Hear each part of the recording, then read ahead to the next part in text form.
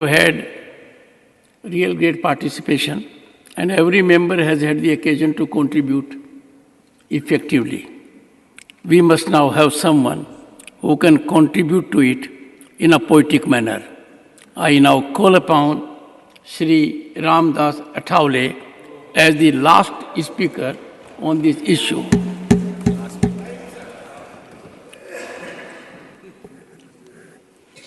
सभापति महोदय,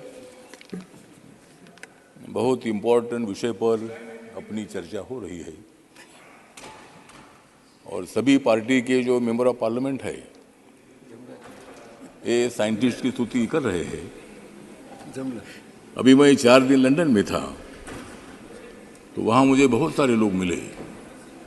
उन्होंने मेरा अभिनंदन किया कि भारत के साइंटिस्ट ने बहुत बड़ा काम किया है और हम जानते हैं हमारे जयराम रमेश जी हमारे पुराने मित्र भी है, बहुत क्लेवर आदमी भी है, कांग्रेस को बढ़ाने में उनका बहुत बड़ा योगदान भी है। लेकिन मैं इतना ही बताना चाहता हूं कि कांग्रेस के बड़े नेता है रमेश जयराम,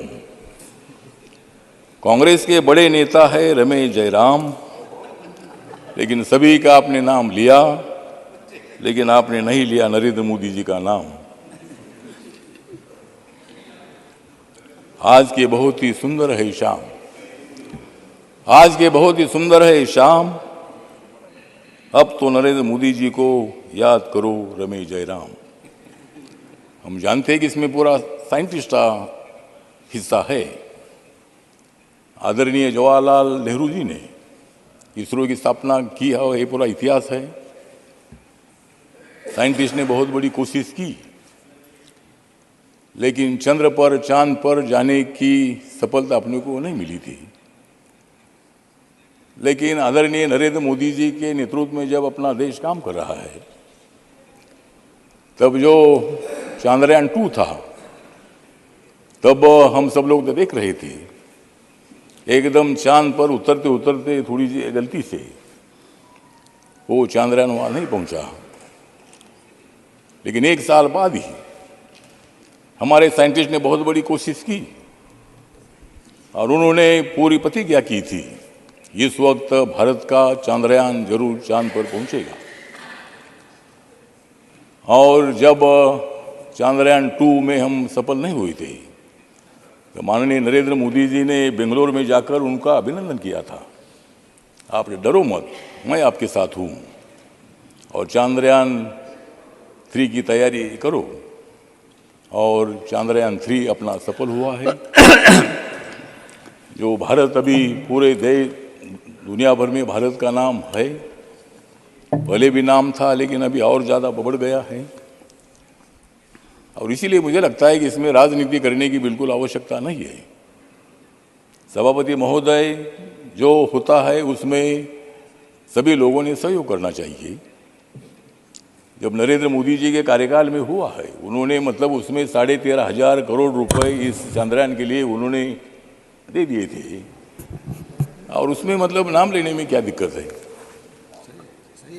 रमेश जयराम तो आदरणीय नेता है और आपने मोदी साहब का नाम लिया नहीं, आप मत ले लो, आप नहीं लेते लेकिन हम लोग ले लिए, जनता ले रही है, इसलिए ठीक बात है, वो बात नहीं है। लेकिन जयराम रमेश जी ने बहुत अच्छा इतिहास बताया, पूरा 1952 से लेकर अभी तक का इतिहास पूरा बताया। इसी तरह मतलब चांद्रयान में हम सफल हुए हैं, G20 की अध्यक्षता अपने को मिली है, डेवलपमेंट की दिशा से हम आगे बढ़ रहे हैं। सभापति महोदय हम साथ नहीं बोलते कि भाई हमने पूरा क्या किया है, आप लोगों ने भी किया है, लेकिन जो आपने किया नहीं वो करने के लिए हम लोग आए हैं। आप अगर करते थे तो हम नहीं आते थे, जनता हमको आने नहीं देती थी। तो इसीलिए मतलब ठीक बात है, सत्ता जनता जो तय करती है उनको सत्ता मिलती है।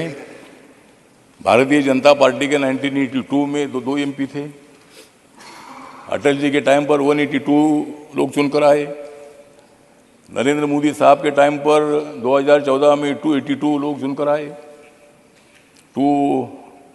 2019 में 303 लोग चुनकर आए, और अभी 2024 में कितनी आएगी पूछो रमेश जी। ठीक है, मतलब जो है वो तो 2024 में आप भी तैयारी करो, आप जितने लोगों को इकट्ठा करना है उतना करो, तुम नेताओं को इकट्ठा करो, हम जनता को इकट्ठा कर रहे हैं। Thank you, thank you, thank you honourable minister, thank you. नहीं ठीक है ना, उनको भी अधिकार है, उनको सत्ता में आने का अधिकार है। आप 60 साल तक सत्ता में रहे, मैं भी आपके साथ रहा हूँ, तो इसीलिए मुझे लगता है कि लोकतंत्र में जिनको जनता उनके साथ जाती है उनको सत्ता मिलती है। आपने कई नेताओं को आपने एक साथ लाया है, हमको ज़्यादा नेताओं को साथ में लाने की जरूरी नहीं है, क्योंकि और भी ज़्यादा पार्टियों को ले लेंगे तो टिकट देना मुश्किल हो जाएगा। Thank you, thank you. नहीं ठीक है ना, मतलब ज़्यादा हमको पार्टियों की जरूरी नहीं है, हमारी ताकत है। बीजेपी के साथ मेरी आरपीआई बाबा साहब अम्बेडकर जी की पार्टी है, गांव-गांव में मेरी पार्टी की शाखाएं है।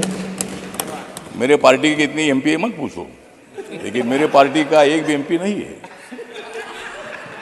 मैं लोकसभा में चुनकर आता था, मैंने 2014 में जब मैं मोदी साहब के साथ आया, तब अगर मैं आग्रह करता था कि मुझे लोकसभा में लड़ना है, मैं 3 बार लोकसभा में चुनकर आया था, चौथी बार मैं शिरडी से हारा था।